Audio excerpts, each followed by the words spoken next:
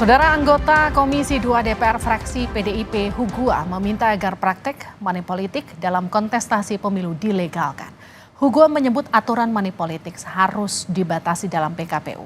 Hal ini dilontarkan dalam rapat Komisi 2 DPR dengan Bawaslu, KPU, Mendagri, dan DKPP di gedung DPR Rabu siang. Komisi 2 DPR fraksi PDIP Hugua meminta agar praktek money politics dalam kontestasi pemilu dilegalkan. Namun, menurut Hugua, usulan money politics harus dibatasi dalam PKPU. Bahasa kualitas pemilu ini kan pertama begini. Tidakkah kita pikir money politik dilegalkan aja di PKPU dengan batasan tertentu? Karena money politik ini keniscayaan ini. Kita juga tidak money politik, tidak ada yang pilih. Tidak ada yang pilih di masyarakat. Atmosfernya beda. Jadi kalau PKPU ini istilah money politik dengan kos politik ini coba dipertegas dan bahasanya dilegalkan saja dengan batasan tertentu. Kita legalkan misalkan maksimum 20.000 atau 50.000 atau 1 juta atau 5 juta. Legislator asal PDIP Hugua mengusulkan agar money politics atau politik uang dalam kontestasi pemilu dilegalkan dan diatur dalam peraturan PKPU. Usulan ini pun menuai reaksi yang umumnya menolak. Lantas apa alasan money politik agar dilegalkan dan bagaimana integritas pemilu jika dilegalkan? Kita akan berbincang bersama anggota Dewan Pembina Perludem, Titi Anggraini, dan juga anggota Komisi 2 DPR, fraksi PDIP Hugua. Saya ke Mbak Titi dulu. Mbak Titi, selamat petang. Selamat petang, selamat sore Mbak Livi, salam sehat buat kita semua. Salam sehat Mbak Titi. Mbak Titi, ini usulan anggota Komisi 2 Pak Hugua dari PDIP soal money politics agar dilegalkan. Dari sudut pandang Anda bagaimana melihat ini? Ya, saya menduga bisa jadi ya, ini perkiraan saya pertama itu bisa jadi adalah satir atau sindiran kepada frustasinya Pak Hugua atas praktik politik uang atau jual beli suara yang tidak bisa diambil tindakan yang membuat efek jera. Sehingga kemudian tadi ya disebut bahwa politik uang akhirnya sebuah keniscayaan. Karena dalam kontestasi pemilu kalau tidak ada politik uang maka tidak bisa menang. Padahal kita ini punya semua lembaga untuk melakukan kontrol, pengawasan, penegakan hukum. Artinya ini sindiran pada institusi-institusi yang ada tidak bekerja sebagaimana mestinya. Sampai-sampai kemudian frustasinya Pak Hugua berujung pada sindiran yang sudah legalkan saja. Mudah-mudahan arahnya ke sana ya. Karena kalau arahnya ke sana berarti elemen pengawasan penegakan hukum yang ada itu betul-betul harus berbenah diri. Sampai-sampai seorang kontestan mengakui iklim kompetisi kita tidak bisa menang kalau tidak melakukan politik uang. Sesuatu yang adalah ilegal, merupakan kejahatan di dalam undang-undang pemilu kita, tapi terbiarkan tanpa pengawasan dan penegakan hukum yang efektif. Nah itu yang pertama. Saya berharap yang pertama nih. Tapi yang kedua, yang sebenarnya yang saya sangat sesalkan kalau ini yang kedua, ini seolah-olah pembenaran atau normalisasi praktik suap atau korupsi di dalam pelaksanaan pemilu kita. Ini Mbak Livi ya, di tengah indeks persepsi korupsi kita yang sangat buruk pada skor 34, artinya kita tingkat praktik korupsinya itu betul-betul masuk salah satu yang paling parah di dunia.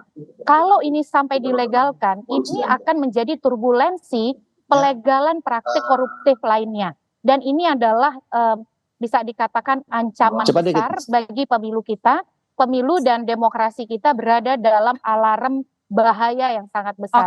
Jadi ini yang saya tidak mengerti betul kenapa sampai harus ada narasi itu. Pasti itu akan memicu praktik ikutan koruptif lainnya dan itu sangat disayangkan. Saya ke Pak Hugua, sudah tergabung bersama kami Pak Hugua.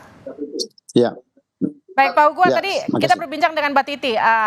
Ada dua arti. Yang satu, apakah itu artinya satir, menyindir bahwa praktik politik, money politik itu sudah tak bisa terhindarkan, atau memang ini upaya untuk menormalisasi money politik? Kalau Anda sendiri maksudnya untuk bicara minta melegalkan itu untuk hal yang mana? Jadi sebetulnya ini kan hari ini rapat Komisi 2 DPR RI dengan penyelenggara dan Kemendagri. Kita evaluasi pemilu sebetulnya. Jadi dalam diskusi ini banyak cerita-cerita, intinya pemilu kali ini ada yang bilang brutal, ada yang bilang paling kurang demokratis, macam-macam lah. Lalu kan kita kembali kepada money politik itu memang dilarang. Saya paham itu Undang-Undang Nomor 7 dan Nomor 10 melarang itu. Tetapi ada PKPU yang mengatur tentang kos politik atau dana kampanye. Ya, gitu kira-kira. Di situ diatur. Tidakkah karena hampir semua, kalau kita lihat di pemilu kemarin, mulai dari kampanye kan orang sudah memberikan duit. Pada hari hanya juga memberikan duit, jor-joran kan itu didiskusikan di dalam Komisi 2 tadi, dalam rapat Komisi 2 tadi. Karena ini evaluasi, karena diskusi ini masih bebas bukan kesimpulan, maka saya usulkan kenapa tidak istilah kos politik. Jangan terjebak di money politik ya. Jangan terjebak di politik uang karena itu pasalnya melarang. Dan saya juga setuju, itu haram hukumnya. Akan tetapi PKPU ini kan turunan daripada undang-undang. Dengan istilah kos politik atau dana kampanye, tidakkah kita legalkan ini barang? Sehingga bisa kita laporkan menjadi kegiatan yang bisa dilegalkan di dalam praktek pemilu kita. Karena kalau kita larang juga terus pelaksanaan secara masif, lalu bagaimana penyelesaiannya? Jadi sebetulnya diskusi bebas yang tidak masuk dalam kesimpulan tentu. Begitu kira-kira. Tapi kan Pak Hugo itu cuma beda istilah saja, praktiknya akan sama di lapangan. Ya kan kenyataannya begitu Mbak. Pertanyaannya apakah kita tutup mata dengan ini? Artinya apa? Kalau kita di PKPU ini turunannya kita cari jalannya sehingga ini bisa legal, bagian daripada kos politik yang di dalam PKPU nomor berapa itu? Dalam PKPU nomor 18 tahun 2023 kan mengatur tentang dana kampanye yang dilaporkan secara resmi diketahui oleh akuntan publik. Jadi daripada kita kucing-kucingan terus, mendingan barang ini kita legalkan dalam tanda kutip ya. Bukan saya katakan politik uang, karena di undang-undang menyebut politik uang. Ya. Yang saya maksud itu sebetulnya ya istilah apa saja kan, money politik itu kan tidak dalam undang-undang. Yang ada istilahnya aja lah yang dibedain ya, prakteknya kurang lebih sama. Saya ke Mbak Titi. Politik, kos politik ini kan bahasa Inggris. Yang bisa dilegalkan itu yang saya maksud yang diatur di dalam PKPU. Gimana tuh Mbak Titi? Ya, jadi Mbak Livi, di dalam peraturan KPU nomor 15 tahun 2023, itu saja untuk ongkos politik itu limitnya sangat besar. Dia jadi peserta pemilu caleg itu boleh membagikan bahan kampanye. Bahan kampanye itu boleh berupa kaos, topi, mug, atau pernak-pernik yang sifatnya memorabilia ya. Dan itu wajar di banyak negara juga seperti itu. Tapi memang di peraturan KPU kita limitnya itu sangat besar, Rp100.000. Itu saja sudah menjadi kritik. Jadi saya kira karena bagian dari dialog kita ini adalah edukasi politik, saya ingin lebih menempatkan pendapat Pak Hugua itu bukan normalisasi jual beli suara atau vote buying, tetapi lebih kepada teguran terhadap bagaimana institusi pengawasan dan penegakan hukum kita itu tidak berdaya di tengah politik transaksional yang berlangsung selama ini. Mestinya yang harus dilakukan adalah bagaimana Komisi 2 DPR itu mengevaluasi sungguh-sungguh. Kenapa itu tidak bisa ditegakkan? Padahal kita ini kurang apa? Kita ada pengawas, ada sentra gakumdu, ada polisi, ada jaksa. Tetapi kemudian politik kita sangat mahal, sangat transaksional. Orang kalau mau jadi anggota DPR, DPRD, DPR itu puluhan miliar katanya. Ini praktik demokrasi yang tidak sehat. Jadi saya ingin memaknai bahwa bukan melegalkan ongkos politik yang tinggi ya. Karena ongkos politik itu jelas. Justru ongkos politik itu harus dibuat normal. 100.000 Pak Hugua menurut saya terlalu tinggi. Nah di lapangan itu banyak sekali akal-akalan yang membuat penegakan hukum itu tidak efektif. Nah, kita atur pun kalau penegakan hukumnya tidak efektif, nanti minta limitnya tambah tinggi, tiba-tiba 1 juta nih. Kalau 1 juta itu sudah pasti suap ya, tidak lagi ongkos politik begitu Mbak Livi. Mbak Titi, tapi gini, ada istilah bahkan kalau nggak ngasih amplop nggak dipilih. Jadi dianggap kalau tadi bahasa Mbak Titi, normalisasi di tengah masyarakat. Jadi nomor piro, wani piro. Jadi artinya kan sebenarnya gini, pendidikan dan juga sosialisasi politiknya ke masyarakatkah yang memang kurang? Atau memang ini adalah praktik yang sudah lazim bertahun-tahun, tapi memang kita tidak cukup punya ruang untuk mengamini ini gitu. Seperti yang tadi Pak Hugua katakan. Ya, kita ini problemnya kompleks ya, soal praktik jual beli suara kita yang sangat buruk dan mengerikan. betul bahwa 2024 itu brutal ya. Dan ini dikarenakan juga karena perhatian pemilih kita tidak di pemilu legislatif.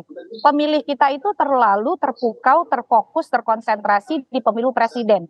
Akhirnya ini juga memicu jalan pintas pragmatis para caleg melakukan politik uang, ditambah lagi pengawasan dan penegakan hukumnya lemah. Menurut saya perbaikannya itu harus menyeluruh. Dari mulai fungsionalisasi partai politik di dalam melakukan pendidikan politik secara berkesinambungan. Yang kedua dari perangkat hukumnya, dari regulasinya juga harus dibenahi. Yang ketiga itu memang dari sisi pengawasan dan penegakan hukum.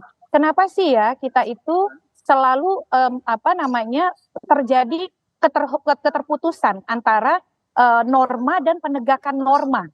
Nah ini yang menurut saya kita punya problem besar. Harus ada koreksi otokritik terhadap partai politik berkaitan dengan pendidikan politik. Yang kedua, ya pengawasan dan penegakan hukum, termasuk juga evaluasi elemen keserentakan pemilu dan sistem pemilu. Makanya saya mengusulkan produk pemilu 2024, baik pemerintah ataupun parlemennya, betul-betul serius membentuk undang-undang pemilu. Jangan lagi berikan celah kosong, termasuk rekrutmen pengawas dan KPU-nya, KPU Bawaslu-nya, jangan lagi lah dititipi anasir-anasir politik. Kalau undang-undang pemilunya berkualitas, KPU Bawaslu-nya berkualitas, insya Allah semua peserta pemilu itu senang. Tapi sekali dikasih celah, ya semua akan tidak senang dan tidak akan happy begitu. Nah itu yang sebenarnya menjadi evaluasi yang harus dilakukan oleh parlemen hasil pemilu 2024. Jadi saya ingin menempatkan pendapat Pak Hugua ini mungkin frustasinya seorang caleg ya di tengah proses pemilu kita yang sangat mahal, transaksional dan kotor kira-kira begitu. Pak Hugua, gimana tuh Pak Hugua? Iya, saya kira saya dengan Mbak Titi ini kan di Komisi 2 sering ketemu, aktivis LSM sama-sama. Saya sebelum anggota DPR kan aktivis LSM juga. Saya memang menyadari itu bahwa betapa barang ini kita larang terus, tapi kenyataannya memang di hadapan mata dan tidak berdaya siapapun. Jadi sebetulnya kita cari satu terobosan. Cari terobosan daripada tidak dilegalkan terus, diharamkan terus, tapi dilakukan kan ini persoalan yang memang tidak akan ada ujungnya. Nah, tadi kita pun sepakat para penyelenggara dengan Menteri Dalam Negeri Tito Karnavian tadi, bahwa kemungkinan ada revisi undang-undang pemilu ke depan. Bahkan saya termasuk yang mengusulkan juga kenapa kita tidak kembali kepada pola di mana supremasi partai politik dikembalikan 100%. Pemilihan itu mungkin saja lebih murah dan lebih kepada pemilu gagasan, pemilu berbudaya, pemilu yang penuh dengan tujuan kesejahteraan rakyat sebagai tujuan kita pemilu dan pilkada ini, kembalikan kepada tanda gambar partai politik yang menentukan kembali supaya murah. Kalau itu maka lepas dari jor-joran yang seperti Mbak Titi tadi ngomong. Jadi kita sebetulnya lagi mencari format. Jadi istilah money politik dilegalkan itu saya juga mengatakan bahwa itu haram. Cuma kan sebuah situasi yang memang kita haramkan tapi dilaksanakan di hadapan mata kita. Inilah kira-kira yang berkembang sehingga Mbak Titi kita pun sepakat dan pasti kita ketemu di Komisi 2 terus. Untuk kita kembalikan ini. Sistem pemilu kita ke depan, kira revisi kita perbaiki, kita sempurnakan menuju tujuan negara. Saya ke Mbak Titi deh. Mbak Titi, artinya gini, kalau tadi Pak Hugua saya simpulkan sedikit kurang lebih pemilu dikembalikan ke sistem tertutup, apakah memang akan bisa mengurangi kos demokrasi kita yang dianggap sekarang begitu mahal? Ya, memang sistem pemilu kita harus dievaluasi Mbak Livia ya. Tetapi dalam mengevaluasi sistem pemilu itu harus holistik. Jangan sistemnya diubah, tapi perangkat-perangkatnya itu tidak mengikuti. Misal contoh, kalau misal tertutup, proses pencalonannya harus demokratis. Jangan sampai sistem tertutup justru menyuburkan jual beli nomor urut di internal partai, malah memperkuat hegemoni elit untuk sewenang-wenang begitu ya. Nah sekarang yang sistem terbuka saja Pak Hugua, calon yang dapat suara terbanyak saja bisa dibajak oleh calon yang disukai elit, dipaksa mengundurkan diri begitu. Nah saya setuju ya evaluasi soal sistem pemilu, tetapi sebelum kita memutuskan sistem yang mana, mari kita tempatkan segala sesuatunya secara menyeluruh. Karena pilihan sistem itu Mbak Livi bukan hanya tertutup terbuka, ada sistem campuran atau MMP, ada sistem paralel. Nah, mari kita sesuaikan dengan visi besar pemerintahan kita, karena tujuannya itu satu, memperkuat integralitas politik. Yang kedua, representasi. Yang ketiga, efektivitas pemerintahan. Oke. Nah, inilah tugas dari parlemen kita, tetapi sekali lagi, jual beli suara politik uang adalah haram, jangan pernah kita normalisasi, karena dia pasti akan membawa ekses kepada praktik korupsi yang lebih buruk lagi. Terima kasih sudah bergabung di Sapa Indonesia Malam Pak Hugua. Terima kasih juga Mbak Titi Makasih, Anggraini makasih. sudah bergabung bersama kami. Makasih, makasih.